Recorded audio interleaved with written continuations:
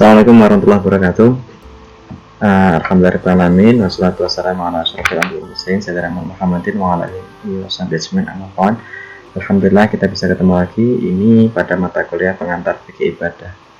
Mata kuliah ini fikih ibadah 2 yang diselenggarakan di Fakultas Syariah UIN Metro pada kelas Ahwalus Asiyah semester 2. Jadi ini adalah mata kuliah lanjutan setelah kemarin semester kemarin ya Maisa mengambil mata kuliah fikih ibadah yang pertama. Baik, sebagai pengantar kita akan belajar tentang ibadah. Apa makna ibadah? Ya, ibadah itu apa?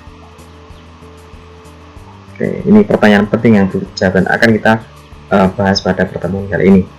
Baik, ibadah itu kalau kita lihat di dalam surat Al-Zariyat ayat 56 disebutkan A'udzubillahi minasyaitonir rajim. Bismillahirrahmanirrahim. Wa ma khalaqtul jinna wal insa illa liya'budun. Wa ma khalaqtul jinna wal insa illa liya'budun. Nih, ya kalau di situ kita lihat di situ ada kata liya'budun. Nih, nonnya dibaca kasrah. Yang artinya dan aku tidak menciptakan jenis manusia melainkan supaya mereka beribadah kepadaku. Nah, yang perlu digarisbawahi adalah di situ ada kata liya'buduni. Ya abudun ini kata yang saya garis bawahi itu. Jin dan manusia diciptakan oleh Allah tidak lain dan tidak bukan selain tujuannya untuk beribadah kepadaku. Beribadah, apa makna beribadah di situ? Kalau kita lacak dari asal katanya, ya secara filosofi ibadah itu berasal dari kata abadah atau abudun. Abdullah itu artinya hamba Allah. Jadi wa khalaqtul jinna wal insa illa liya'budun, dan Allah tidak menciptakan jin dan manusia kecuali untuk beribadah. Dalam pengertian yang lebih detail disebutkan bahwa Allah menciptakan jin dan manusia tidak lain kecuali untuk memposisikan keduanya sebagai hamba Allah. Ya, sebagai hamba Allah. Yang dimaksud sebagai hamba Allah itu seperti apa? Ya, kita tidak akan pernah bisa menjadi hamba yang baik kalau kita tidak mengenal asal dan tujuan penciptaan. Dari mana kita berasal dan apa tujuan penciptaan kita. Dari mana kita berasal dan apa tujuan kehidupan kita. Nah, menjadi hamba yang baik adalah menjadi hamba yang sadar apa asalnya, dari mana ia berasal dan kapan ia akan menuju. Asalnya dari apa dan tujuan penciptaannya untuk apa. Kemudian hamba yang baik pun juga adalah hamba yang berperan dalam kehidupan, ya, berperan dalam kehidupan di masyarakat, dalam kehidupan pribadi dan seterusnya, dalam kehidupan sehari-hari. Ini adalah hamba yang baik. Nah, misalnya begini, ya, dan ini konteksnya sangat luas sekali. Misalnya begini. Seorang anak memposisikan diri sebagai anak yang baik kepada orang tuanya, itu adalah ibadah. Ya, itu adalah hamba yang baik. Menghormati orang tua itu adalah wujud ekspresi beribadah. Ya, menjadi orang, demikian juga orang tua menjadi orang tua yang baik bagi anaknya itu juga adalah ibadah. Ya, orang tua yang bekerja menafkahi anaknya itu juga ibadah. Ya, orang tua yang menyayangi anaknya, mendidik anaknya itu juga bagian dari ibadah. Anak yang hormat kepada orang tua, ya itu juga adalah ibadah. Ya. Petani yang merawat tanamannya dengan baik itu juga ibadah. Gitu ya. Demikian juga pedagang yang berdagang dengan baik, menjual barang yang baik dengan harga yang jujur, dengan timbangan yang jujur, itu juga ibadah. Gitu ya. Seorang dosen guru mengajar di kelas itu juga ibadah. Anda sebagai mahasiswa misalnya belajar di kelas dengan baik, itu juga ibadah. Anda belajar membaca, mereferensi dan seterusnya itu ya, belajar bikin makalah, bikin presentasi di kelas itu juga ibadah. Anda mengerjakan tugas itu juga ibadah, gitu ya. Maka pengertian ibadah itu sangat luas sekali, gitu. Dan posisi ketika seorang sudah mencapai pada tahapan hamba yang baik, ya, beribadah dengan baik dalam semua dimensi kehidupan, maka dia akan menjadi hamba yang baik.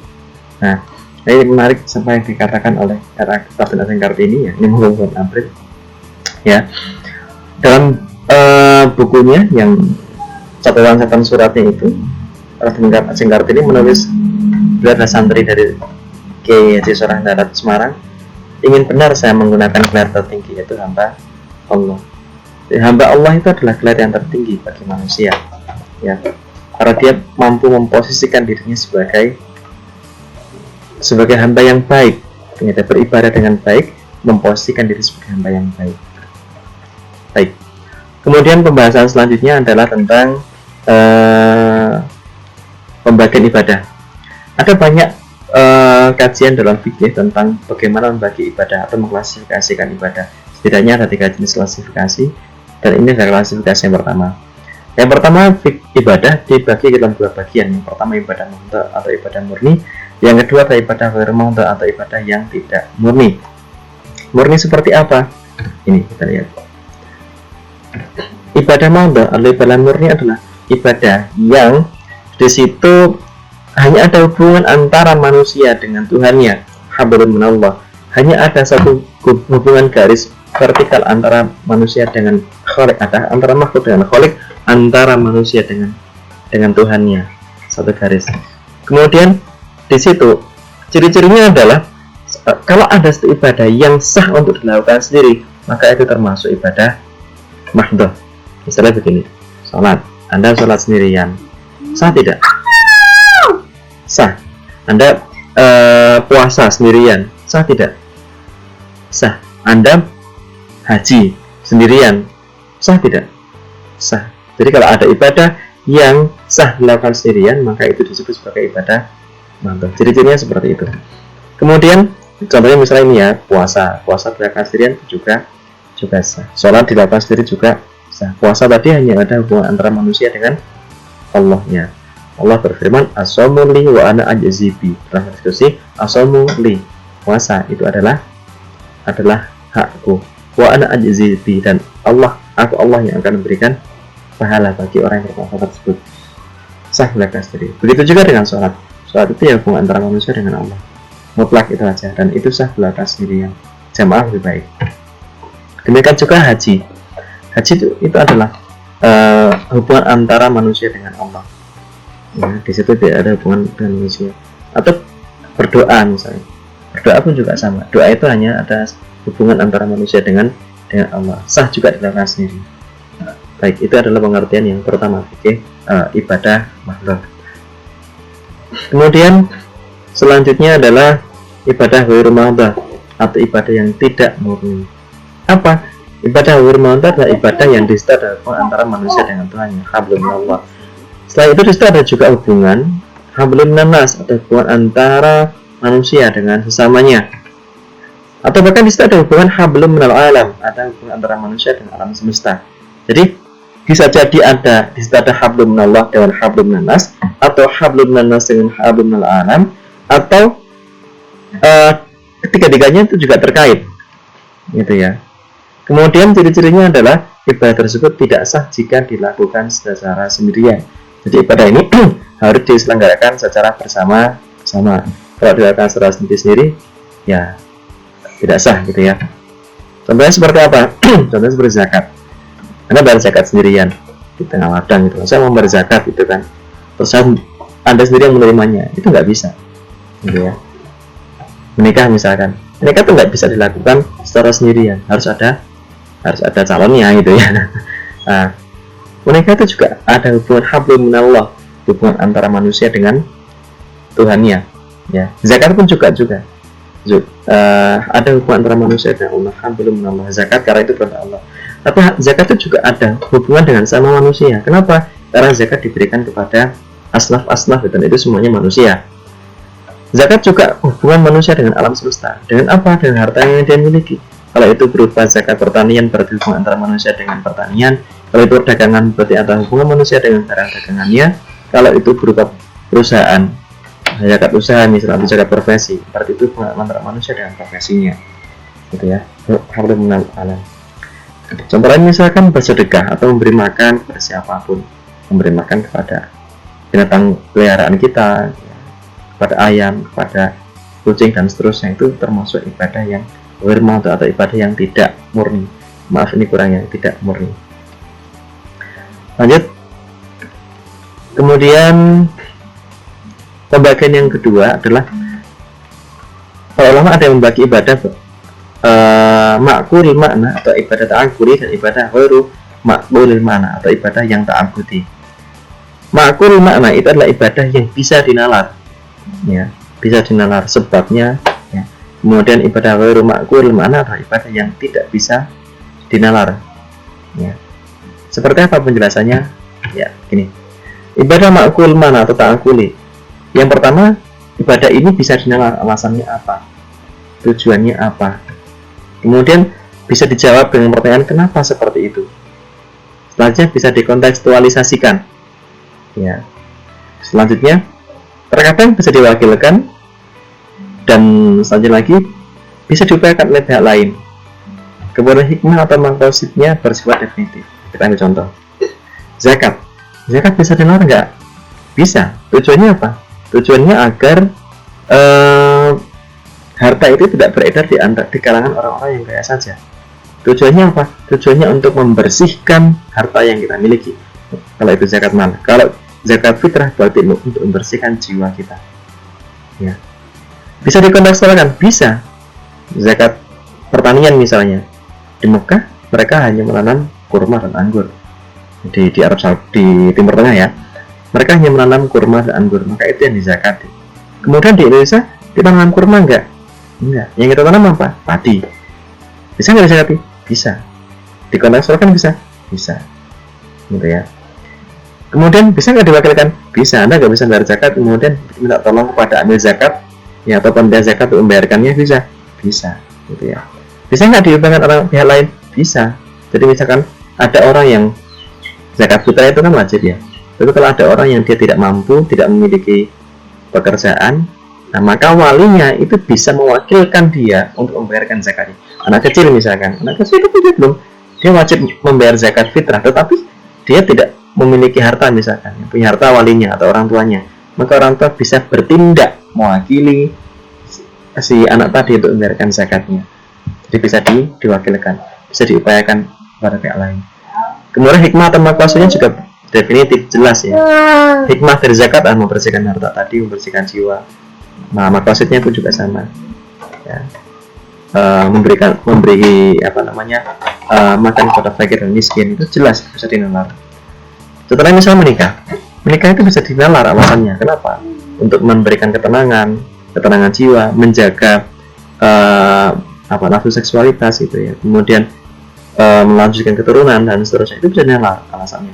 Kenapa kok begitu? Bisa dinalar juga, gitu ya. Dan bisa dikontekstualkan, gitu ya. Kemudian, nah ini terkadang bisa diwakilkan. Ya kalau ini nggak bisa, ya. Tapi dalam pengertian kalau akadnya misalkan ya diwakilkan itu bisa. Hikmah atau tujuannya itu juga definitif, jelas, gitu ya. Tujuannya untuk apa menikah itu, ya. Membangun keluarga dan seterusnya, ya. Memperoleh keturunan dan seterusnya, itu bisa dinalar. Kemudian gak terima memberi makan binatang ternak, itu juga alasannya kenapa, ya biar dia bisa makan, gitu kan. Bisa dikontekstualkan, bisa sangat biasakan sesuai dengan apa yang Anda miliki, gitu ya. Selanjutnya ada ibadah ghairu ma'qul ma'na atau ibadah yang tidak bisa dinalar. Di sini pada ibadah ghairu ma'qul ma'na itu lebih dominan ekspresi ketaatan antara seorang hamba kepada Tuhannya, ya, seorang makhluk kepada Khaliknya. Maka ibadah ghairu ma'qul ma'na juga disebut sebagai ibadah ta'abbudi. Kemudian ya ini tidak bisa dinalar, sebabnya kenapa ini nggak bisa dinalar. Terus kalau ada tanya kenapa kok seperti itu, gitu kan, nggak bisa dinalar. Terus nggak bisa dikontekstualisasikan juga, walaupun bisa sangat terbatas. Kemudian hikmah dan maqasidnya itu ya dijelaskan, tetapi tidak begitu definitif. Misalnya begini, puasa itu kalau ditanya kenapa kok harus berpuasa,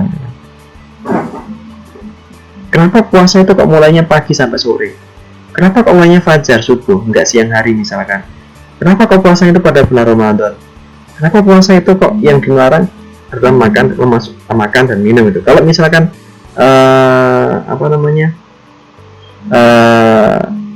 hal yang lain bagaimana, itu agak susah untuk dilarang. Maka di sini adalah yang lebih dominan itu ekspresi ketaatan seorang hamba untuk mengikuti apa yang dititahkan oleh Tuhannya. gitu ya. Dan nggak bisa dikontekstualisasikan gitu kan. Kalau misalkan di sana puasanya itu di Arab Saudi misalnya puasanya itu adalah pagi sampai sore misalkan ya, subuh sampai maghrib. Coba kalau di sini diganti aja, jangan subuh lah, diganti aja asar misalkan, asar sampai maghrib atau gimana, nggak bisa gitu ya. Hikmah tentang positifnya ya dijelaskan, misalkan la'allakum tattaqun, tapi ini kan masih global. La'allakum tattaqun ada takwa, kita disuruh untuk mencari tahu apa hubungan antara puasa dengan takwa itu sendiri gitu ya. Kalau tadi kita diminta berpikir ya, kalau misalnya tadi zakat itu kan jelas maksudnya apa, untuk membersihkan harta yang kita miliki itu ada orang lain di situ. Kemudian ada fakir miskin yang terlantar, ada fakir miskin yang butuh makan, maka kita berikan makan, itu jelas di nalar itu gampang banget itu kan. Tapi kalau yang ini kan kita harus berpikir, misalkan kita berpuasa la'allakum tattaqun, yang bertakwa, kita harus mikir dalam itu kan, apa hubungan antara puasa dengan takwa itu butuh penalaran panjang gitu. Demikian juga sholat itu nggak bisa nalar. Kenapa kok satu bentuknya kok seperti itu, harus berdiri, harus menghadap kiblat, harus rukuk, ada gerakan rukuk, ada gerakan sujud, kok gerakannya seperti itu nggak bisa nalar itu kan. Kenapa kok sehari 5 kali, kenapa duhur kok 4 rakaat, kenapa asar 4 rakaat, itu nggak bisa nalar. Kenapa itu kan? Dan nggak bisa dikontekstualisasikan itu kan. Ya kalau di Mekah dulu Rasul, dan di Madinah Rasul 4 rakaat duhurnya, coba kita di sini jangan 4 rakaat, 5 rakaat misalnya, itu nggak bisa gitu ya. Atau hikmah, dan kemudian hikmah dan maksudnya itu kurang definitif. Misalnya begini, inna sholata tanha 'anil fahsya'i wal munkar, bahwa sholat itu mencegah dari hal yang fahsya dan munkar. Nah, apa hubungan antara sholat dengan fahsya dan munkar? Bagaimana bisa mencegah fahsya dan munkar? Itu nggak bisa dijawab dengan sekali jawab, harus membutuhkan penalaran dan perenungan yang dalam gitu ya, serta pengalaman yang panjang juga itu kan. Maka disebut sebagai ibadah ghairu ma'qul ma'na, atau yang dominan ta'abbudiyah. Sama juga misalnya haji gitu kan, kenapa harus haji ke Mekah gitu kan? Kalau dikontekstualkan bisa enggak? Ya kalau Mekah itu kan ibu kota, Ka'bah itu kan ibu kotanya di Timur Tengah itu kan. Kalau di sini ibu kotanya Jakarta, kita ke Jakarta aja, bisa enggak? Enggak bisa. Enggak juga bisa dinalar. Kenapa waktunya, kenapa kok bulan-bulan itu? Ya, kemudian rukun-rukunnya misalnya, kenapa kok haji harus mengenakan baju ihram misalnya? Kenapa kok haji nggak boleh menutup kepala misalnya? Itu nggak bisa dinalar itu kan. Kenapa haji kok di situ ada melempar jumroh gitu kan? Coba kalau jumrohnya diganti dengan yang lain, boleh nggak itu kan? Kenapa kok harus wukuf di Arafah? Nggak bisa dinalar itu. Ya kenapa? Karena lebih dominan ekspresi ketaatannya, ta'abbudiyahnya lebih dominan. Ya. Nah, selain ibadah yang makul makna sama makul mana, itu sebetulnya ada istilah lagi ya, ibadah yang campur itu ya, antara makul mana sama makul mana. Misalnya apa? Misalnya Nurus itu menyebutkan wudhu itu ya makul makna. Maksudnya bagaimana? Tujuannya itu bisa diidentifikasi. Kenapa wudhu? Ya untuk membersihkan diri dari hadas gitu ya. Tapi pertanyaannya kemudian, kenapa kita berwudhu yang dibasuh kok wajahnya, yang dibasuh kok tangannya? Ya. Apa hubungan antara wudhu dengan hadas? Nah itu agak susah untuk ditemukan korelasinya ya, secara rasio. Karena Imam Ibnu Rus menyebutkan yaitu ya gabungan antara makul mana sama makul mana. Lanjut. Kemudian pembagian yang selanjutnya adalah, nah ini pembagian yang saya temukan dalam kitab yang ditulis oleh Al-Fiqh Islami wa Adilatuh Syekh Al-Bazari. Dalam kitabnya disebutkan bahwa di dalam bab haji ya, ibadah dibagi ke dalam 3 bagian. Yang pertama ibadah maliyah mahdhah, atau ibadah yang di situ hanya ada uang, harta saja yang dikeluarkan. Yang kedua ibadah badaniyah mahdhah, atau ibadah yang di situ yang dikeluarkan, yang ditekankan pada aspek fisiknya saja. Kemudian ketiga murakab baina badaniyah wa maliyah, di situ ada badaniyah ya, ada maliyahnya pun juga ada. Yang pertama ibadah maliyah mahdhah, yaitu ibadah yang disasar itu adalah harta ya, fokusnya itu pada mengeluarkan harta dalam jumlah tertentu. Makosidnya atau tujuannya atau hikmahnya itu adalah intifa ya, dari harta yang kita keluarkan itu kemudian ada pihak lain yang memanfaatkannya ya. Dan ini bisa diwakilkan oleh pihak lain atau bisa juga diwakilkan oleh pihak lain. Contohnya apa? Kurban. Ya. Kurban itu adalah yang disasar adalah harta dalam wujud kambing, dalam wujud sapi misalkan. Fokusnya itu pada ikhraj sailudam, ya istilahnya sailudam atau penyembelihan tadi itu, dan memberikan harta dalam wujud dagingnya tadi itu kepada orang-orang yang masyarakat di sekitar kita itu kan. Itu bisa diupayakan pihak lain, ya. Misalnya Anda nggak bisa motong, ya bisa diwakilkan orang lain gitu kan. Atau misalkan ada anak kecil, ya orang tuanya ya bisa kemudian berudhiyah bersama orang lain. Rasul misalnya bisa juga diwakilkan. Dalam satu kesempatan Rasul pernah kurban itu 2 ekor kambing. Ketika ditanya, ya Rasul kenapa 2 ekor kambing? Ya ini satu untuk saya, satu untuk umatku. Artinya bisa diwakilkan, gitu ya. Contohnya misalnya akikah. Akikah itu yang dasar adalah harta penyembelihan tadi itu kambing. Fokusnya pada ikhrajnya, pengeluarannya. Maksudnya intifak, memanfaatkan dagingnya dari kambing tadi itu sebagai wujud rasa bersyukur, ya, penebusan terhadap gadaian marhunah anak tadi itu. Bisa dibuatkan hal lain. Anak kecil kan tidak bisa mengakikah itu sendiri gitu kan. Maka orang tuanya yang mengakikahkan, gitu ya, bisa diwakilkan orang tuanya. Nah, orang tuanya nggak bisa, ya bisa mbahnya atau pamannya, gitu ya. Sama seperti zakat. Zakat itu fokus yang disasar oleh harta yang kita miliki, gitu ya. Zakat mal ya. Nah, kemudian fokusnya itu pada mengeluarkan harta tadi itu. Tujuannya agar mendapatkan manfaat agar harta tadi dimanfaatkan oleh orang yang membutuhkan. Ini bisa dibuat oleh pihak lain. Kalau kita nggak bisa diwakilkan oleh zakat misalnya. Atau pada zakat mal misalnya ya. Tadi saya sudah ceritakan, kalau misalkan ada anak kecil kan wajib bayar zakat, tapi karena dia masih tidak memiliki harta, ya maka ya walinya yang berkewajiban untuk membayarkan zakat. Bisa diwakilkan atau diberikan oleh pihak lain. Ini ibadah yang maliyah mahdhah. Yang kedua adalah ibadah badaniyah mahdhah. Yang disasar itu adalah upaya fisik kita. Ya, kemudian fokusnya itu pada mendidik jiwa dan raga sekaligus ya, ta'ab dari fisik kita. Kemudian maqasidnya itu adalah ta'abbudi mahdhah. Ya, dan ini tidak bisa diupayakan pada pihak lain. Kenapa? Karena dasar adalah fisiknya. Dan nggak bisa juga diwakilkan. Contohnya apa? Puasa tadi. Puasa dasar upaya fisik kita, mengendalikan hawa nafsu kita, nggak makan, nggak minum, dan seterusnya. Fokusnya adalah mendidik kita. Ta'allakum tattaqun itu kan. Tujuannya apa ya? Tadi ta'allakum tattaqun, agar kita bertakwa. Ini ta'abbudi mahdhah itu kan. Puasa nggak bisa diwakilkan gitu kan. Saya puasa terus misalkan ada orang lain yang puasa untuk menggantikan, nggak bisa. Ya. Kemudian sholat itu yang bisa salah upaya fisiknya. Fokusnya pada mendidik jiwa dan raganya gitu ya. Maqasidnya itu adalah ta'abbudi mahdhah, nggak bisa diwakilkan, ya, dan nggak bisa diwakilkan pihak lain. Kemudian yang ketiga adalah ibadah murakab baina badati hamaliyah. Contohnya misalnya haji. Dalam haji ini yang didasari itu fisik dan badan sekaligus. Kita harus keluarkan uang untuk biaya ONH, ongkos naik haji. Kemudian kita juga diminta untuk datang ke sana untuk mengikuti semua ritual haji, baik rukun ataupun wajib haji, bahkan termasuk juga sunnah-sunnah haji. Ya. Kemudian boleh diwakilkan tidak? Nah, ini para ulama berbeda pendapat. Apakah boleh atau tidak diwakilkan haji tadi atau umroh tadi ya. Imam Malik menyatakan bahwa nggak boleh diwakilkan bagi orang yang masih hidup. Kenapa? Karena dasar adalah fisiknya, gitu loh. Kalau diwakilkan, dia nggak akan pernah merasakan bagaimana rasanya ketemu dengan ribuan orang, bagaimana rasanya mengenakan baju ihram, bagaimana rasanya lempar jumroh, bagaimana rasanya tawaf, gitu kan. Bagaimana rasanya wukuf di Arafah, itu semuanya pakai baju putih. Nggak bisa merasakan itu, gitu kan. Maka Imam Malik menyatakan, ya nggak bisa diwakilkan jika orang tersebut masih hidup. Kalau udah meninggal bagaimana? Ya boleh, karena upaya fisiknya kan, badannya kan udah nggak ada lagi.